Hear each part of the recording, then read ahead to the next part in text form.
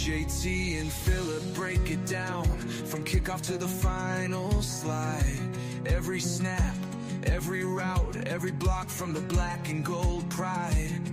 Who rose up in the trenches? Who vanished when it counted most?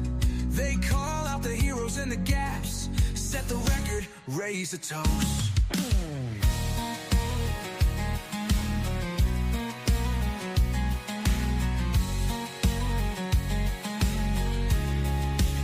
They map Sundays, filmed the next week's foe, matchups, schematic stride. Which players inspired hope? Which ones need work to turn the tide? What the team needs, sharper hands, cleaner pass, protection, grit. What the team lacks, depth on key downs, time and lost where yards were split. Coaching choices under the microscope, personnel plans apply.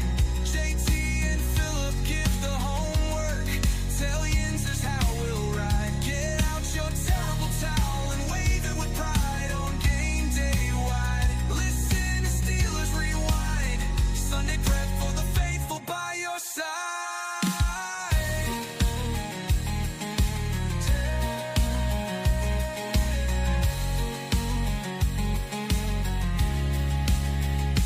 Yinzers, tomb towels held high. JT and Phillip lead the guide. Sports 5-0, Steelers Rewind. Study the tape, then ride.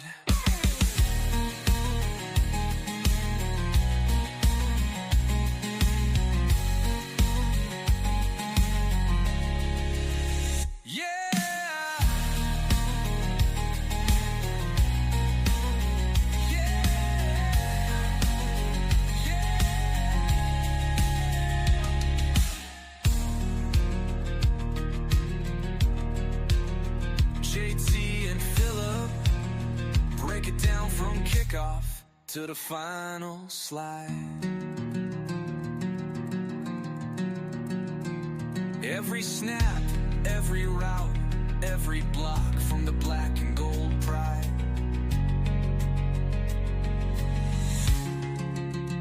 Who rose up in the trenches? Who finished when it counted most? They call out the heroes and the gaps, set the record, raise a toast.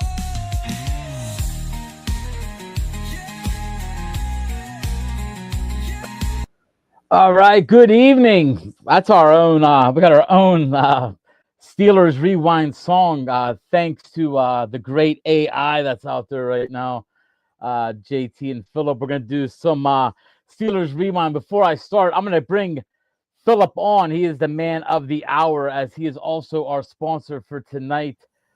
Phillip, how you doing, man? Doing great. How are you doing, JT? Doing real good, man. Real good. All right. Why don't you talk to us a little bit about the Clark Travel and what you got going on? You got some exciting things coming down the pike. Yeah, we're heading towards the holiday season, Christmas season.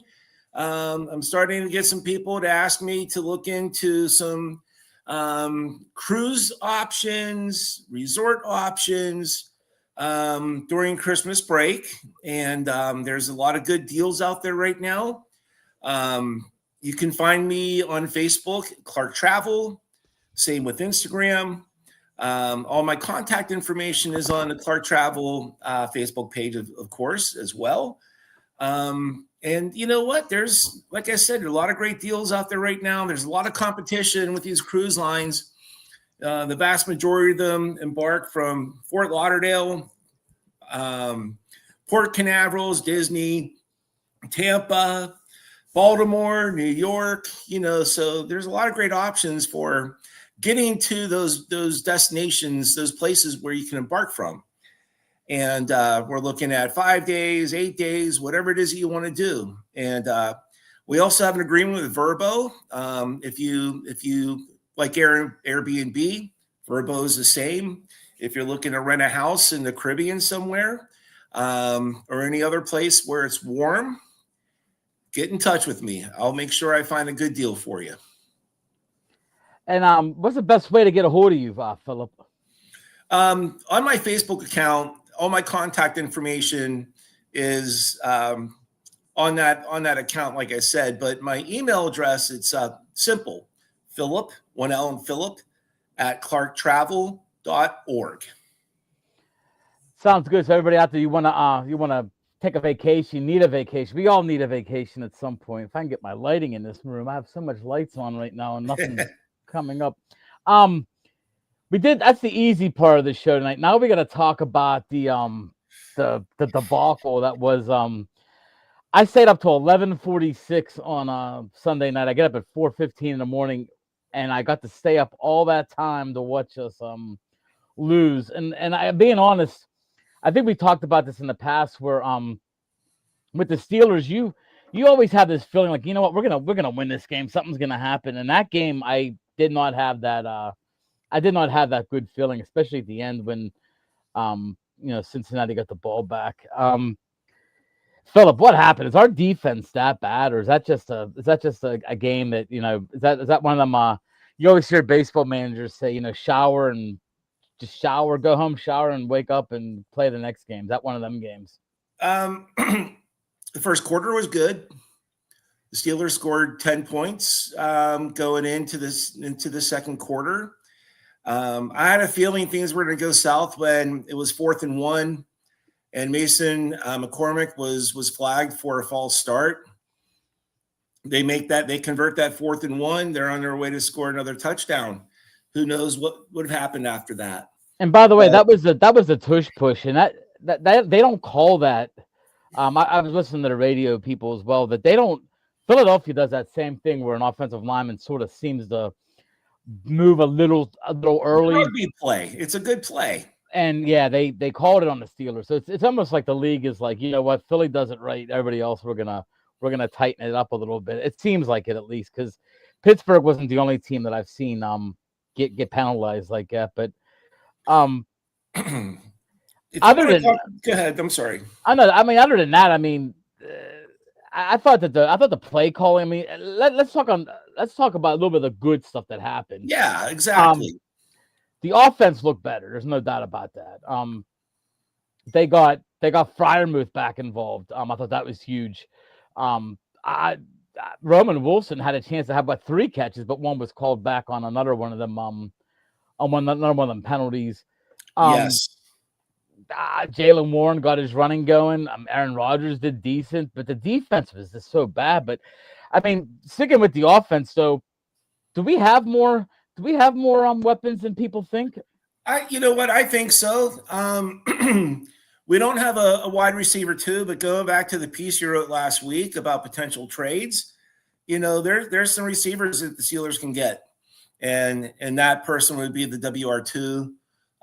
Come in, learn the playbook very quickly, and go out there and get open and catch some passes from Aaron Rodgers, because even though he threw 2 interceptions in the last game against the Bengals, the first interception he threw, it was pretty bad.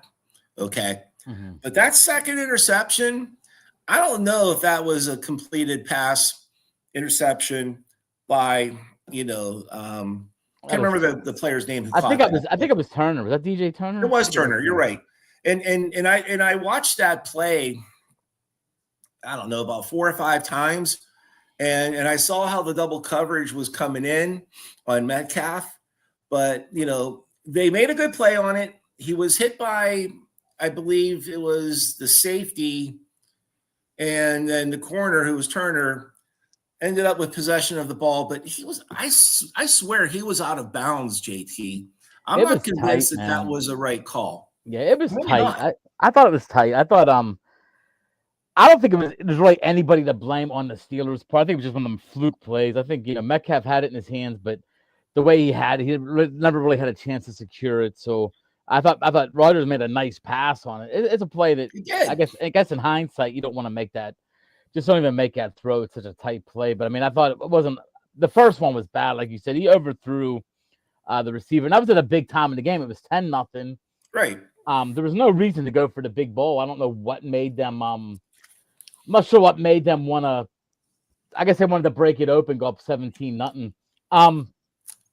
By the way, my boy just scored. I have an anytime touchdown by Jahmyr Gibbs, so thank you, Jahmyr. I'm gonna Yeah, I have it cash on in. my phone. While I'm looking And, down here. and I took Detroit with the money line because Detroit's gonna win this game outright. This is the one that every once in a while the NFL has a game that I just can't not touch, and it was this one. Tampa Bay's due for a loss. Dan Campbell is not going to lose back-to-back games. He's So not going. I was just going to say that the Lions are not going to lose 2 in a row, especially with this game being in Detroit. So if you're a betting guy, this is the game you got to put money on. I actually did. I told my son I'm taking Detroit. It's not too late to put the bet on. That's true. Other than that, the best hit of the day by the Steelers on defense was actually by an offensive player, and it was Broderick Jones tackling Aaron Rodgers, which I don't know if you saw that. It was the only time he was sacked that on Thursday night. I mean, Rodgers looked pissed. I've never seen Rodgers look that pissed. I would have been mad too. I mean, guys, want you to pat him on the back, but don't pick him up and throw him down. Yeah, 330-pound guy. Jones got a little too excited there, but he had a good game. Yeah, he did. I mean, the offensive line played another very good game. But the question is though, where's our defense at? Is it what we saw in the Browns game, or is it what we saw in the Bengals game, or do you just think it's a little bit of a mix? I mean, you can't say we were tired. I mean, Bengals played within 4 days too. Here's what happened. Joe Flacco obviously showed that he can still play the game. He can throw a very quick pass, no different than Aaron Rodgers. 2 guys playing against each other, combined age 81 years, okay? Think about that. But they're both still gunslingers, okay? But he also has Jamar Chase and T. Higgins, okay? So those guys can run that very quick route. There was nothing that Slay can do about it. He was covering Chase quite a bit that night. Higgins knows how to get open too. I mean, I'm not saying that that's an excuse for the Steelers defense because they could have played a lot better. Obviously, you don't give up all those points. In other words, JT, your offense puts up 31 points. You should win the game. Oh, there's no doubt about it. Especially, I mean, I guess the question I have, and I know this has been going around, does Joe Flacco live rent-free in Mike Tomlin's mind? I mean, Tomlin said something about it during Cleveland week, after the week was over, about the trade of Flacco in the division. He made a statement about it. Flacco has beaten us more than any other quarterback, I believe. I think it's about 13 times. No, he's 500. He's 12-12 or 13-13, something like that. Which is amazing. I mean, Flacco's been on some really good teams. Don't get me wrong, with Baltimore, and he beat us last year with Indianapolis. People forget that. I mean, he came in that game, and I remember that game because I was my daughter's wedding day was that day, and I'm like, oh, we're gonna beat the Colts anyways, and I kept getting updates. I'm like, you gotta be kidding me. Joe Flacco just brought him back. But if Joe Flacco can do that to our defense, what is Josh Allen gonna do if we don't improve some stuff, tighten up? I mean, our secondary looked beat. I mean, you can name every guy got beat. I mean, Joey Porter, I'm beginning to think this guy might be overrated, man. I don't know if he's overrated or if he just gets picked on too much by the rest because, again, there were some plays, where flags were thrown and they were questionable. I wasn't a fan of how the game was officiated, to be honest with you. I'm not saying that that's an excuse. No team ever uses that as an excuse. But the Bengals have the best wide receiver tandem in the NFL. Or one of the best, okay? They got that game done. It's out of the way. And I don't know that Green Bay, well, I know we're going to talk about Green Bay in the second half of the show, but I can go on about that game already, but I'd like to talk about Jaylen Warren. He is still playing very well. I mean, I can't say still. He's really ramping it up, JT. He's our best running back. I mean, he's been our best running back for 3 years. I've said that. I wasn't a big Najee Harris fan. I thought that the offense always looked better once Warren was in the game with his high. You just can't bring the guy down. The guy is one of them guys that he just plays hard. I mean, he fumbles a little bit, but I think he fumbles because he just doesn't want to go down. That's the only bad thing about him. Right. And that's not how a lot of players are, throughout the NFL, to be honest with you. What do you think about what TC Javor says? Problem is Tomlin never has a team ready on a short week, and now we have 10 days, and they will start slow Sunday night. I agree with him on that fact. You can tell, was he 1-7 now or 1-6 on Thursday night games against divisional opponents. On the road, that is on the road. But 1-6. This is something that's never going to leave Tom. I mean, we lose 1 or 2 games a year that on paper, and let me preface this by saying the NFL, we've seen how many games this year where teams have lost. We've seen upsets galore already this year. I mean, we've seen it's biting me right now, but like we've seen Buffalo lose to that New England on Buffalo lost to New England. Buffalo on paper is better than New England. Buffalo lost 2 games in a row. Yeah, you see this happening. I mean, you're not guaranteed to beat a team because you're so-called better than them, but Tomlin has this way of just playing down to his opponents, and I actually feel more comfortable playing Green Bay than I do playing like a New York Jets, if that makes sense to you. You know what? And if you watched any of the highlights of the Green Bay Arizona game, that's technically a game Arizona could have won. Oh, they should have. It went down to the wire, but and Arizona is not really a good team, but they played Green Bay very, very well. And Green Bay, of course, lost to the Cleveland Browns this year. Okay. But they also did beat Detroit opening day. So all these teams, I think, are kind of like on this Dr. Jekyll, Mr. Hyde type of mode. Mm-hmm. They're taking what Dr. Jekyll's been drinking in the lab. And that's just how the season's been so far. Right now, the only team I'm seeing that might have a chance to break it through and got all their bad losses out of the way is the Kansas City Chiefs. I think Indianapolis is the real deal. Oh, yeah, Indianapolis. They're I watched them yesterday. I was watching Red Zone, but I mean, they get the ball and they score quick. They got a running game. Jonathan Taylor, I think right now is the best running back in football. Tyler Warren starting to do the stuff that I thought Tyler Warren could do out of Penn State. He drafted the best tight end in quite some time out of college football. And Daniel Jones he's already shown he's Pro Bowl material. Do we finally start blaming the defensive coordinator with this high-paid D? That is the question, Mike. But and I know I get in arguments with this. Who is the defensive coordinator? Well, you blame both of them. You blame the head coach, and you blame Terrell Austin. How much is Terrell Austin doing, though? I mean, honestly, you blame both of them. You know, I agree with that. I'm just shaking my head at how many points they gave up. It's like they didn't show up. I know I talked about Darius Slay earlier. He was my biggest disappointment in that game. Okay. As far as defensemen are concerned, you can blame the entire defense for that terrible display they put out there on the field at Paycor Stadium in Cincinnati. But I don't know, man. Here's my situation I had problems with. I mean, I played a little bit of football in my time. I understand defensive zones, defensive coverage.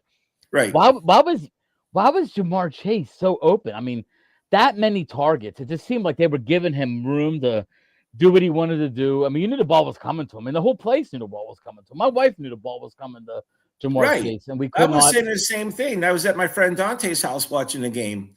And I kept saying, why are they giving him all this space? You know, you're going to be seeing a quick out as soon as, Chase is lined up on the left in some of these plays. And then, he runs 3 steps and he just runs immediately to his right towards the middle of the field. Ball's right there. And then he gets how many yards after a catch? I just found it amazing that, I mean, the rumor was that when we play Cincy, we usually double team Higgins and single cover Chase. That's the rumor I heard, that we try to double cover like one of the two, and sometimes it's Higgins because of his height and his strength. I mean, he still must put up 100 yards, and he was like an afterthought receiver, and he still put up almost 100 yards. Thursday night game. The Steelers have the personnel to take care of these teams, just like Kevin Baverso saying right now. Sometimes these both teams seemed like they were too timid to tackle. That very well could be Kevin, but, we're supposed to have the historic defense that Tomlin keeps touting. You have Ramsey, you've got Slay, you've got JPJ, right? You got Thornhill, and then you've got LaShawn Elliott playing strong safety, who I still think is one of the better strong safeties in the game, and then you had Sawyer come in. You had Herbig was even playing a little bit in Highsmith's place. Their left tackle was very dominant against that right side. I think TJ Watt did get in on a sack with Benton. I think he got in maybe on 2 of them. But it wasn't enough. They gave him a half a sack, and his half a sack was on Cameron Hayward's. Him and Cam Hayward had a sack. Yeah, TJ Watt half a sack, Cam Hayward half a sack. They didn't give one. Yeah, they didn't give one. They didn't give Watt anything on the Benton one. He was there. He was there though. He was there. And the other thing, I mean, you mentioned a lot of good points. The one point you didn't mention was we gave up over 140 yards to a Cincinnati Bengals team on the ground. That is terrible. 142 total yards, like you said. Chase Brown, 11 carries, 108 yards. Joe Flacco passing, 31 for 47, 332 yards, 3 touchdowns, no interceptions. And then receiving, obviously, that's going to add up to 342 yards. But Jamar Chase had 16 receptions for 161 yards. Yeah. That tells the story of the defense. The run game, they were averaging 65 yards. They were the worst in the NFL, rushing the ball by 20 yards over the next opponent. Suddenly they showed up. That doesn't bode well for our defense, man. I think our defense is. I hate to say it, but I want to say one more thing about Jaylen Warren. He's the guy right now, one of the best in the NFL at playing his role. It's not just his running game. His pass blocking is phenomenal. 2 games in a row, he totally knocked out a blitzer coming at Rodgers. Rodgers gets extra time, throws a touchdown pass. I mean, he's definitely a baller, man. Like I said last year, I mean, I have no problem with Jaylen Warren. He just can't be a workhorse. That's his only problem. He's small. He takes a beating when he's in it. You see what he goes through. I mean, the guy's not going to be a running back that gets in there and can get 25, 30 carries a game just because he takes a beating. He's not a guy that will go down. He's not a guy that will let you wrap him up and just go down on the first hit. So he takes a little bit extra contact than the normal guy, which that's gonna catch up to him. TC, you don't have JPJ. He's taking a penalty more often than do not. But yeah, we said. I mean, he's been like that from his rookie year on. He was like that at Penn State. He's targeted by the refs. Yeah, but he was like that at Penn State, man. Like that was one of his negative things coming out of college. When I was scouting, when I did some things on him, was that he's just handsy. He does not know how to.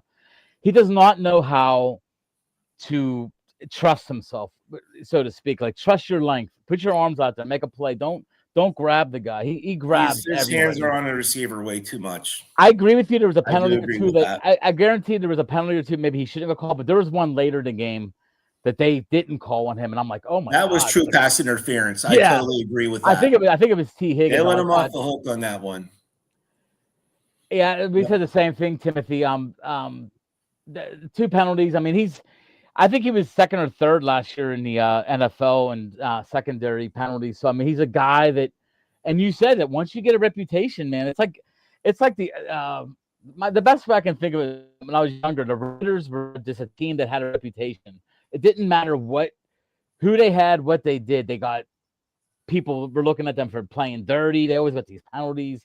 I think the Raiders at one point led the NFL in penalties 6 years in a row.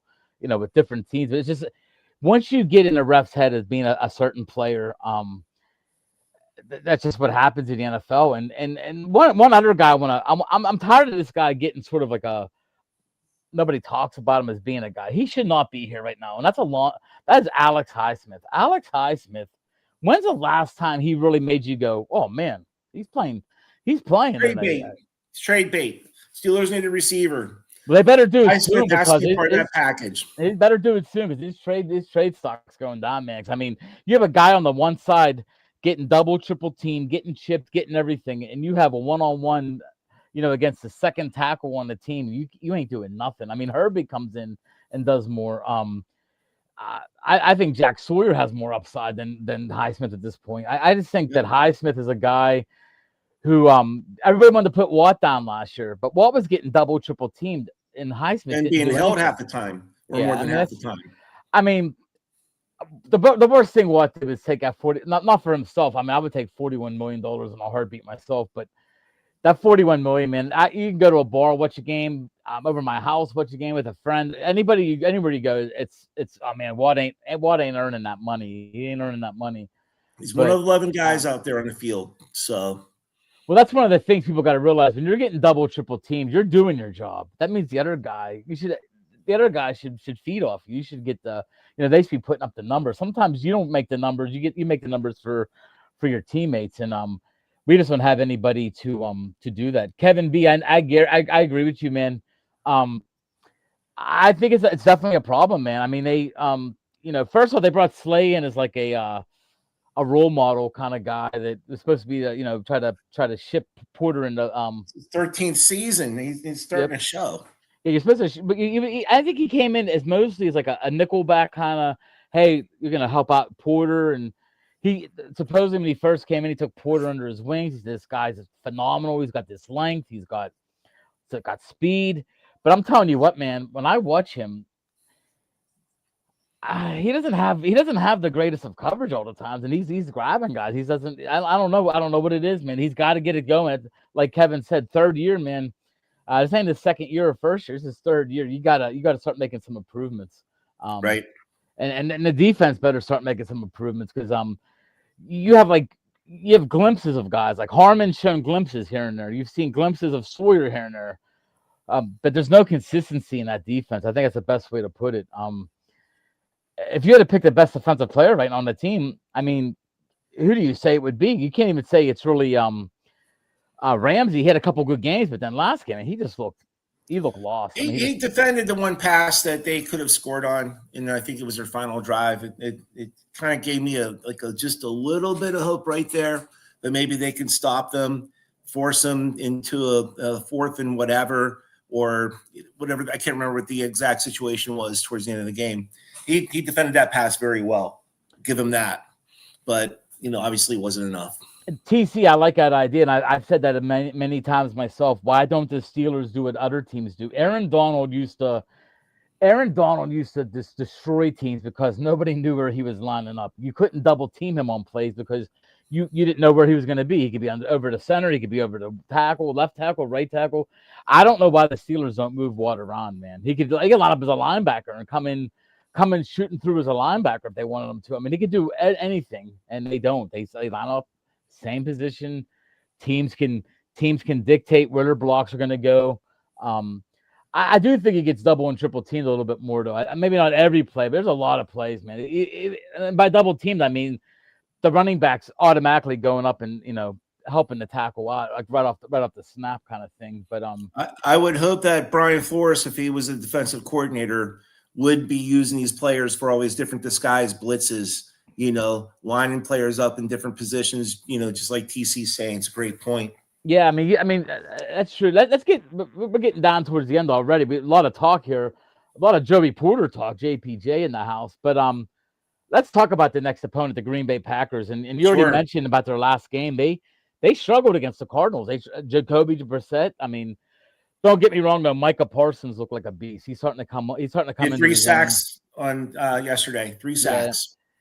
And Love has been up and down this year. So the Steelers defense, this is going to be a match though. They have like about 4 or 5 really good young, not superstar receivers, but good receivers. Romeo Dobbs. You got the kid from Matthew Golden, the number 1 pick. They got some young Jalen Reed. They got some good young talent at receiver. So it's gonna be a good test for that defense.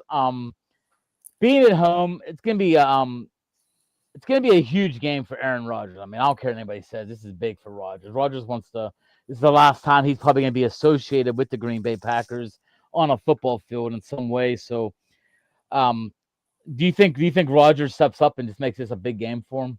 Oh, for sure.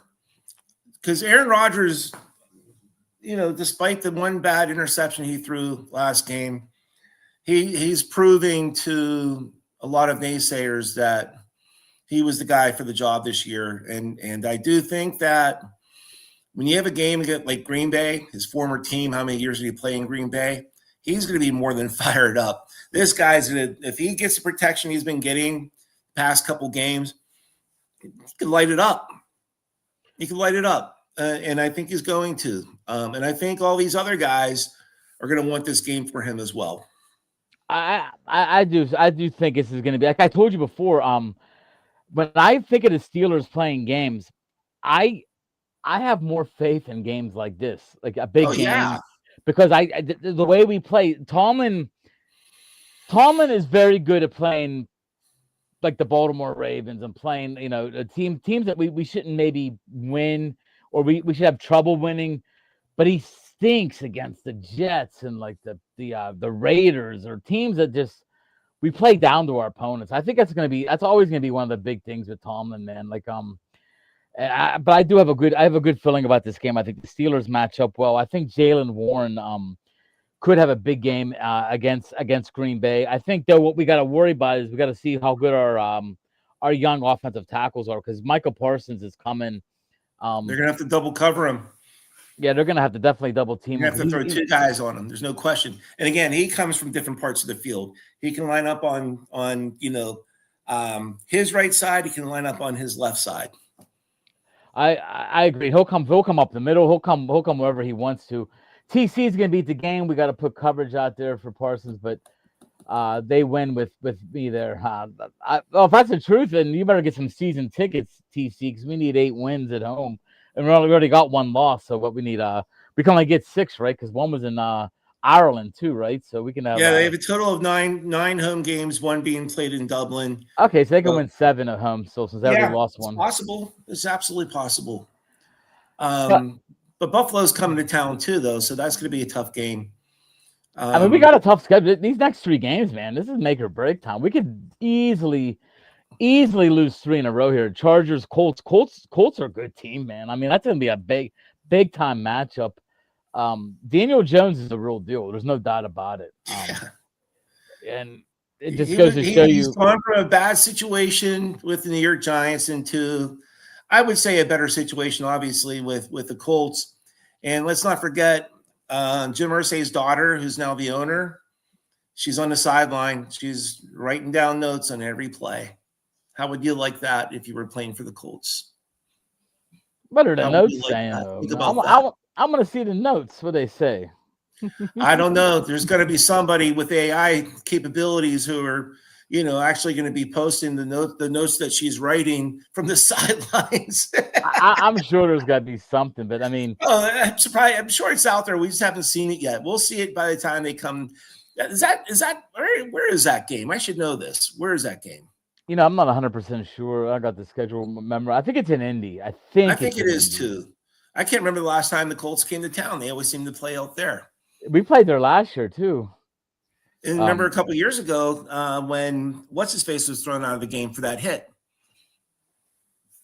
Who was that? I can't. My memory's shot. I can't honestly. I can't remember myself. John, I have an art card. My memory is shot. Well, you made a big deal about the quarterbacks being 81 years combined. We're over 100 years, brother. I mean, what's going on with that? Yeah, that's no. Thank God we can speak comfortably to each other on this podcast. I think we're 104 combined years without saying how old we are. The Colts game is at Pittsburgh.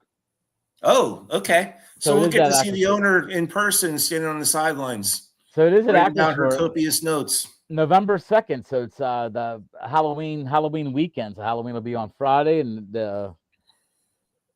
Halloween's on Friday, and the game's on Sunday. So now we know how to dress. Yeah, that's gonna be a good one, man. Right before we go, women, I'm just saying it's just odd to have the owner on the sideline the entire time. Joe's flying in for the Colts game, so he'll be at the game. All right, I hope I see my cousin Joe. It's gonna be a good one, man. I'm telling you. We get past the Packers, and then we get past the Chargers aren't as good as I thought they were, but you never know. The Chargers I thought would be a lot better than what they're playing right now, but they still have like Ladd McConkey, Herbert. I mean, you gotta that's gonna be rough on the defense. There's no doubt about it. I mean, McConkey's one of them guys you just can't cover one-on-one. No. And that could be a game where Joey Porter maybe gets the hat trick in penalties because he's a guy he's going to be getting held a lot. Yeah. Hey, I will say this. I got Justin Herbert on my fantasy football team. He was my number 2 guy because I had Burrow, but we all know what happened to him. But Herbert he's getting me some points. Yeah, he's not doing bad. They're always behind him. That's their problem. So that's Right. good for you. But hey, before we go, Philip, let everybody know once again about Clark Travel. Yes, I've been an independent travel agent under the Yeti travel company umbrella since technically late March is when I received my certification to sell trips to whomever. And I hope whoever's watching this podcast, whether they're watching live right now or if they come on to watch later on tonight or tomorrow or whenever, that they get in touch with me. You can find me on Facebook and on Instagram at Clark Travel. And you can even come to my page, my personal page, Philip Clark. And I'll be more than happy to talk to you about, potential deals that are out there. I can't say potential. There are deals out there for cruises, for traditional vacations. Disney, I'm sending a family down to Florida. They're going on a Disney cruise in a couple of weeks. And I have another friend who wants to look at maybe going to Disney World, spending some time at Epcot. Is a place I'd move to in a second. Do you offer a discount to JT's friends? That's what TCS. I'm working on that, TC. I'm working on it. I'll get the TC special for you, man. A TC special, TC. We're gonna go. Me and you're gonna go to Hawaii for the Pro Bowl next year. That's what we're gonna do. Yeah. Even though the Pro Bowl's terrible anymore. I don't just go to Hawaii anyway. Yeah, they don't even play football, but they play flag football now. So Something like that. But guys, hey, thank you so much. Don't forget to try to get on www.sportsbible.com. This past week we had some great articles. We had an article about Shohei Ohtani just put up the best postseason we're ever going to see in our lifetime. I can almost guarantee that. 3 homers, 10 strikeouts, 6 scoreless innings. We have Riverhounds coverage. We have Penguins coverage, Steelers, Pirates, draft. The draft is always going to be big with us. And then pretty soon we're going to be announcing where the draft party for the 2026 will be for Sports Bible. So please hang in for that. Philip, myself, about 3 or 4 other guys, we'll have a panel during the NFL draft, and we're about to talk about each pick as they happen. It'll be a fun day. Some T-shirts, hats, we'll do a little bit of everything. So that's something to look forward to. But JT, Phillip, who's the guy from ESPN that's been doing this forever, who seems to get it wrong all the time?